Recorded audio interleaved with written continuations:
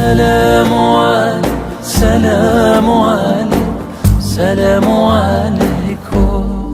Sabina, forgive me for my unclarity, this is a rather spontaneous question. I have a friend, she's an atheist, and on our endless debates on the existence of God and all that we talk about, she has two claims, she makes two claims. When I pose her with the question of what the Quran says in terms of the existence of the universe and the world and how it states many facts, she turns around and she says, well, that knowledge was not just for the Quran, it actually existed before the Quran. There's scriptures, there is books before the Quran was even written, detailing information about the universe. So it's not just this knowledge that is superior to the Quran. What do I say back to that? Is she lying? Do scriptures exist? I mean, I have ignorance myself, but, you know, is this knowledge, like, was this available before the Quran was written? And secondly, another claim she makes is that I give the analogy of, you know, you have something in creation, who knows it?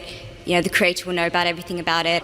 And I talk about, you know, if there is no God, how can we possibly exist if you keep on going further and further and further and back? There's no end, and if there's no end, how do we exist? But then she says, well, from a religious point of view, you say, well, God is the end. Well, I say as an atheist, who says God is the end? Who created God? That's my question, thank you. First, I pose two questions which are again common. The first question is that all the things mentioned in the Quran were already present before. So what's new? It's present in other scriptures and other books, etc. That's the first question. The second question is, who created God? As far as the first question is concerned, I do agree that certain things were present in time before the Quran, but they were not called as established facts. They were not called as established facts. For example, the thing I quoted that the sun, previously people thought that the sun rotating. There are certain things which were there in the Greek history and the philosophical history. But for example, when the Quran speaks about the spherical shape of the earth, these Greeks, they believed that the earth was spherical, but no one believed in them. So certain facts, not all, a small percentage, what the science has come to know today and what Quran mentions, were told by people previously, but they failed to realize that the same Greeks mentioned 100 other things which were unscientific. The same Greek even mentioned that the earth was center of the universe, which is totally wrong. So imagine if 100 points are mentioned and Muhammad Sallallahu Alaihi Wasallam picks up one which is correct. That's also not possible. So I do agree with you, sister, that certain things were mentioned before science established as a fact today. But these things weren't established that time. And to say that out of the 100 false things they mentioned, if one thing is right, to pick up the one correct thing is again also not possible. Once it's possible, but not thousands of times, sister. Because only a person who is, even a scientist cannot do that.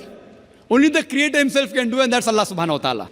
So I do agree with you, but that portion which has been mentioned earlier in earlier scriptures and other philosophical books is a small portion, but that too, along with that portion, there are other things which aren't scientific mixed with that. Coming to the second part of the question, that who created God? Normally people in Dawah, they used a false strategy of logic, which tips itself.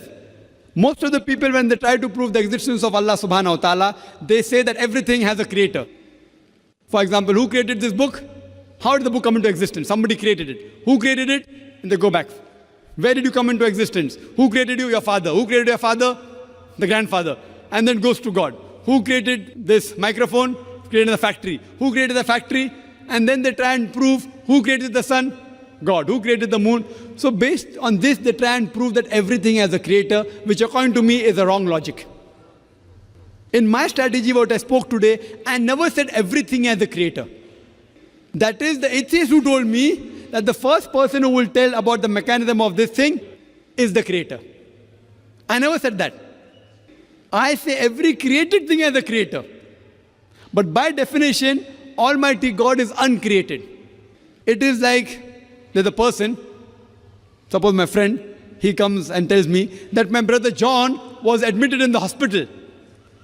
He gave birth to a baby. Was it a girl or a boy? Can you guess, sister? Was it a girl or a boy? Brother John gave birth to a baby. Was it a girl or a boy? Brother John was admitted to the hospital. He gave birth to a baby. Was it a girl or a boy? Can you guess? You can't guess. Can anyone guess? How can a man have a baby? So to ask the question, he gave birth to a baby, whether a girl or a boy, is illogical. The same thing, the definition of Allah is uncreated. The moment you say who created Allah, he ceases to be Allah. Therefore, the definition of God is uncreated. Therefore, Almighty God has got no creator, if He is a true Almighty God. Hope that answers the question.